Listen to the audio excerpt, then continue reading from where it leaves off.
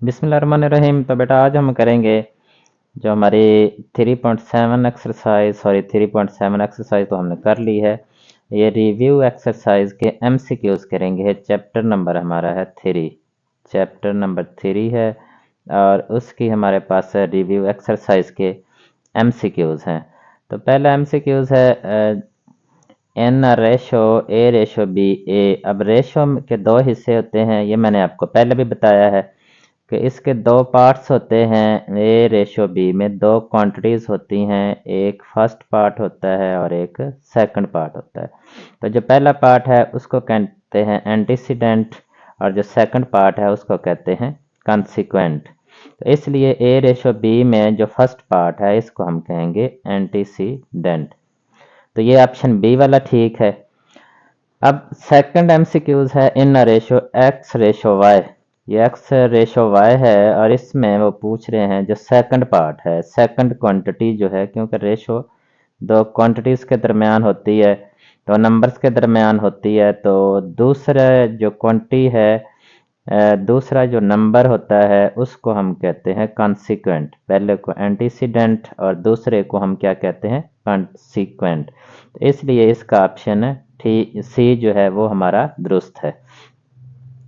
In proportion of proportion form में जो लिखे होते हैं, प्रपोर्शन में A and D R called, A and D. ये ए एंड डी जो है इनको हम क्या कहते हैं, तो ए एंड डी। अब प्रपोर्शन में ये जो ए एंड डी होते हैं ये चूँकि एक्सट्रीम पे होते हैं तो इनको हम एक्सट्रीम कहते हैं, और जो दरमियान वाली दो क्वांटिटीज़ होती हैं इनको हम मीन्स कहते हैं। तो इसलिए ये A and D R extremes, A and D R extreme. तो ये ए एंड डी जो है एक्सट्रीम्स है और इसमें हमारा बी ऑप्शन जो है वो बी ऑप्शन हमारा ठीक है। इसके बाद हम देखते हैं हमारा जो एमसीक्यूज नंबर 4 है, एमसीक्यूज 4। तो एमसीक्यूज 4 में बेटा देखें तो इसमें वो क्या पूछ रहे हैं ना, प्रपोर्शन ये ए रेशो बी प्रपोर्शन सी रेशो डी, ये हमारे पास प्रपोर्शन है। तो इसमें ये बी और सी ये इनको क्या कहेंगे, तो ये मैंने अभी ऊपर आपको बताया है, ये एक्सट्रीम्स होते हैं और ये क्या होती हैं, मीन्स। इसलिए ये जो है ये हमारी मीन्स हैं। इसके बाद नंबर 5 जो है इसमें कह रहे हैं ना कंटिन्यूड प्रपोर्शन। ये कंटिन्यूड प्रपोर्शन है A ratio B is equal to B ratio C, A ratio B is equal to B ratio C.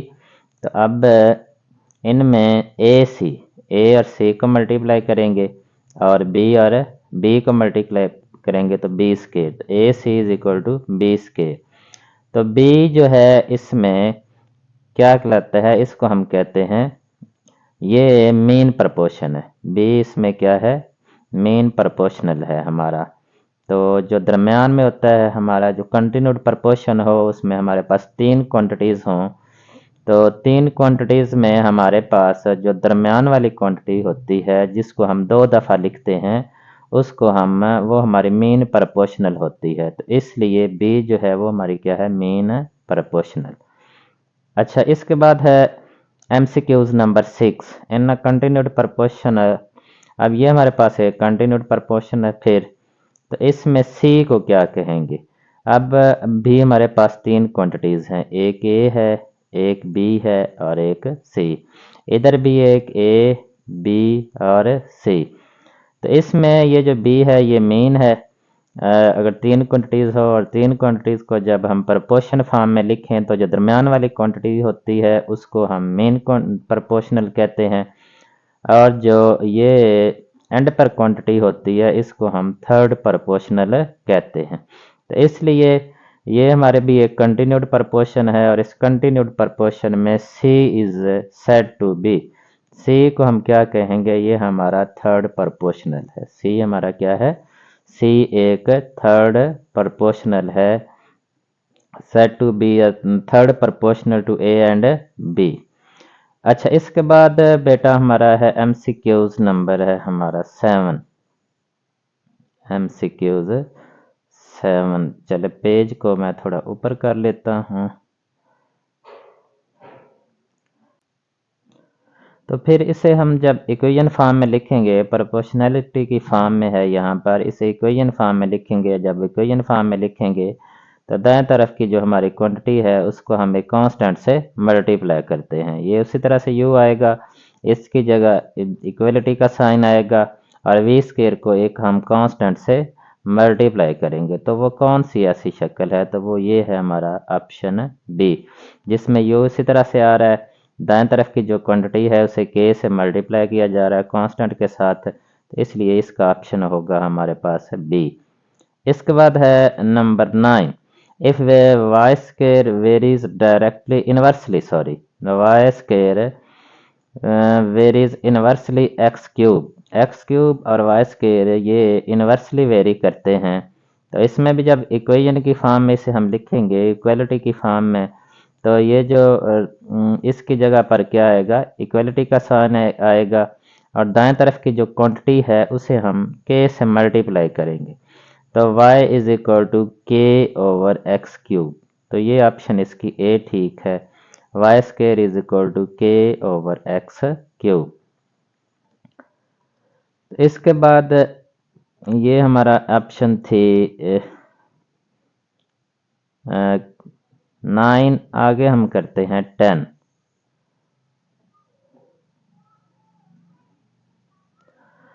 तो 10 में बेटा हमें क्या दिया जा रहा है? 10 में हमें बताया जा रहा है कि इफ u और v is equal to v over w then k, तो फिर k किसके इक्वल होगा?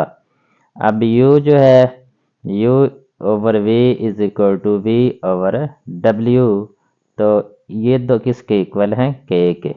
अब यहाँ से अगर हम देखें तो u ओवर v हम करते हैं तो ये भी k के इक्वल है। इस तरह से ये v ओवर w है, v ओवर w, तो ये भी k के इक्वल है। सॉरी यहाँ इक्वल डालना था। तो यहाँ से हमारा जो u है वो किसके इक्वल आ जाता है? ये v इधर में मल्टीप्लाई हो जाएगा v k के, और यहाँ से v की क्या वैल्यू आती है? ये w इधर जाकर मल्टीप्लाई हो जाएगा तो w k के। अब इसमें हमने v की वैल्यू पुट करनी है। v अब क्या है हमारा? w k। तो ये जो v है इसकी जगह हम w k पुट करते हैं तो u क्या आ जाएगा? v की जगह w k और एक k ये है। तो इस तरह इनको जब हम सिंप्लीफाई करेंगे तो w और ये k और k मल्टीप्लाई होगा तो ये w k का स्क्वायर आ जाएगा। तो इस तरह u is equal to w k का स्क्वायर, तो u is equal to w k का स्क्वायर, ये फर्स्ट ए ऑप्शन जो है ये वाली, u is equal to w k का स्क्वायर। चले अब हम करते हैं MCQs है हमारा 11, the third proportional of x square and y square, x square and y square का थर्ड प्रोपोर्शनल। थर्ड प्रोपोर्शनल जब हमने लिखना हो तो इसका हमें पता है कि वो हम लेट करते हैं कि लेट के वो हमारे पास क्या है? ए। तो अब हमारे पास तीन क्वांटिटीज हो जाएंगी, एक एक्स स्क्वायर है, दूसरी हमारी वाई स्क्वायर है और तीसरा हमने क्या किया है? ए। अब इसमें हम क्या करते हैं कि जब इन्हें प्रोपोर्शन में लिखते हैं तो किस तरह से लिखते हैं? चलो इधर खुली जगह है, मैं इधर सॉल्व कर लेता हूँ। तो ये x square ratio y square और प्रोपोर्शन में इसको जो सेकंड क्वांटिटी होती है इसको एक दफ़ा फिर रिपीट किया जाता है, वाई स्क्वायर रेशो ए। और यहाँ पर जो हमारा थर्ड प्रोपोर्शनल है उसको हम लिखते हैं। अब प्रोडक्ट ऑफ एक्सट्रीम और product of mean, product of extreme जो है ये आ जाएगा A multiply by X square और प्रोडक्ट ऑफ मेन जो है Y square multiply by Y square. तो A is equal to Y square multiply Y square Y 4 आ जाएगा और ये एक्स स्क्वायर जो है इधर आकर डिवाइड हो जाएगा। तो इस तरह से जो ए की वैल्यू यानी कि जो हमने लेट किया था थर्ड प्रोपोर्शनल ए है वो y की 4 ओवर एक्स स्क्वायर, y की 4 ओवर एक्स स्क्वायर। अच्छा इसमें वो क्या पूछ रहे हैं? The fourth proportional. Fourth proportional में हमारे पास 4 क्वांटिटीज ही होती हैं और फोर्थ प्रोपोर्शनल हमारा जो फोर्थ क्वांटिटी है वो फोर्थ प्रोपोर्शनल होता है। इसमें भी वही है कि प्रोडक्ट ऑफ एक्सट्रीम और प्रोडक्ट ऑफ मीन। तो product of extreme W multiply by x, ये किसके इक्वल होगा, V मल्टीप्लाई बाय वाई। जी बेटा, तो 13 जो MCQs है वो हमारा क्या है, 13 MCQs। If A ratio B is equal to X ratio Y, then alternando property। alternando property हमारा क्या होगा कि alternando property में ये जो हमें दी जाती है, दो रेशो के दौरान इक्वलिटी दी जाती है, उसमें इसका भी एंटीसीडेंट लेते हैं और इसका भी एंटीसीडेंट, और दोनों को डिवाइड करते हैं, यानी A/X, और इक्वल किसके आ जाएगा, इसका भी कॉन्सिक्वेंट लेते हैं और फिर इसका कॉन्सिक्वेंट लेते हैं और इन दोनों को डिवाइड करते हैं। तो B/Y, A/X is equal to B/Y। तो ये ए ऑप्शन जो है ये हमारी ठीक है। इसके बाद ये जो नंबर 14 MCQs है, if A ratio B is equal to X ratio Y, then invertendo property. Invertendo property में हम क्या करते हैं, इन्वर्टेंडो प्रॉपर्टी में हम ये जो अल्टरनेंडो प्रॉपर्टी है इसका हम उल्ट करते हैं। इसमें हमने क्या किया है कि इसमें हमने इसका कॉन्सिक्वेंट लिया है, एंटीसीडेंट सॉरी, और इसके एंटीसीडेंट के साथ डिवाइड किया। इक्वल किसने किया है, इसका भी कॉन्सिक्वेंट लिया है और इसका भी कॉन्सिक्वेंट लिया है।